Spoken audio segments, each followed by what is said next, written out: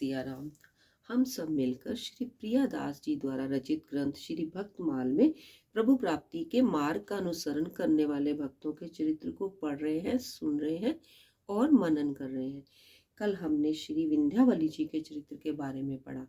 आज हम श्री नीलध्वज जी के बारे में पढ़ेंगे, सुनेंगे और मनन करेंगे। ये महिष्मती नगरी के राजा थे।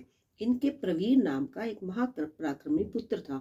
महाराज युधिष्ठिर के यज्ञ के अश्व को प्रवीर ने पकड़ लिया और अपने शौर्य के अभिमान से अर्जुन के पास यह संदेश भिजवा दिया कि मुझे नीलध्वज के पुत्र प्रवीर ने यज्ञ के अश्व को पकड़कर महिष्मती नगरी में भेज दिया है।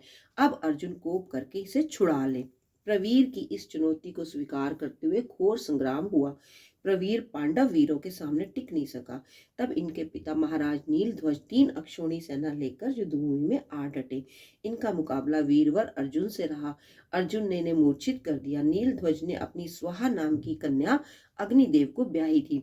अपने को संकट में पड़ा जानकर इन्होंने अपने जमाता अग्निदेव को बाण अग्रभाग पर प्रतिष्ठित करके पांडवों की सेना पर छोड़ दिया, जिससे बहुत से वीर क्षण मात्र में भस्म हो गए। यद्यपि अर्जुन ने अग्नि को शांत करने वाले वरुण अस्त्र का प्रयोग किया, लेकिन अग्निदेव शांत नहीं हुए। तब अर्जुन ने नारायण अस्त्र का प्रयोग किया। नारायण अस्त्र का धनुष पर संघान होता देखकर अग्निदेव शांत हो गए और अर्जुन के पूछने पर कि अब तक तो आपको मेरे ऊपर बड़ी कृपा रही, आपने ही मुझे गांडीव धनुष और दिव्य रथ प्रदान किया, तब आप सर्वदा मेरे साथ उत्तम और दिव्य सौहार्द का व्यवहार करते आए, परंतु आज आप मेरे विरुद्ध इतने उद्दीप्त क्यों हुए? क्या बात है? अब आप यो प्रेम भाव की तिलांजलि देकर विपरीत व्यवहार करने पर उतारू हुए हैं, तो बताइए मैं क्या कर सकता हूँ?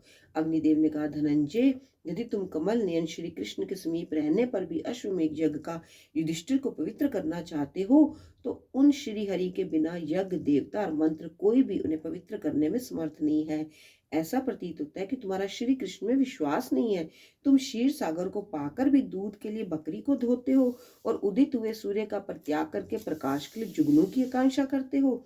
पार्थ, इस समय मैंने तुम्हारी सेना पर जो आक्रमण किया उसका प्रधान कारण यही है। नीलध्वज की प्रेरणा तो गौण है। ये कहकर अग्निदेव ने अर्जुन की नष्ट समस्त सेना को जीवित कर दिया और राजा नीलध्वज को समझाया कि भला जिन्होंने इंद्र के खांडव वन को सहज ही जलाकर भस्म कर दिया, जो श्री कृष्ण के अंतरंग सखा है, उन्हें कौन हरा सकता है? अतः आप उनका ये यज्ञीय अश्व वापस करके उनसे मित्रता कर लो, जिससे आपका कल्याण हो। राजा नीलध्वज ने ऐसा ही किया और अर्जुन से बोले, महाबाहु पार्थ, मैं आपका कौन सा प्रिय कार्य करूं?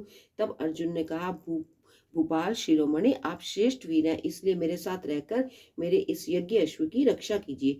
राजा नीलध्वज तथास्तु कहकर राज्य अपने पुत्र प्रवीर को सौंपकर अर्जुन के साथ हो लिए और अश्व रक्षा में अपने अद्भुत पराक्रम का परिचय दिया। अर्जुन के द्वारा राजा नीलध्वज की बड़ाई सुनकर भगवान श्री कृष्ण ने बड़े प्रेम से इनका गाढ़ आलिंगन किया। जय सिया राम।